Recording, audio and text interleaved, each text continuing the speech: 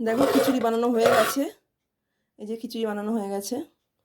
ফুলকপি, আলু, তারপর তোমার নারকোল, টমেটো, কাঁচা লঙ্কা, শুকনো লঙ্কা সব রকম দিয়ে খিচুড়িটা বানিয়েছি।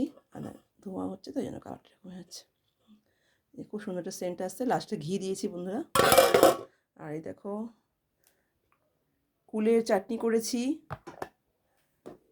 পাঁপড় ভাজা আছে, বেগুন ভাজা আছে। আর কালকে এটা কিন্তু তরকারি কাল করেছিলাম, সবজি করেছিলাম। ঠিক আছে বন্ধুরা, সেই সবজিটা আছে। আর এই দেখো এটা হচ্ছে ফুলকপি দিয়ে আলু দিয়ে তরকারি, মিঠি গাডা লেগেছে একটা। ঠিক আছে,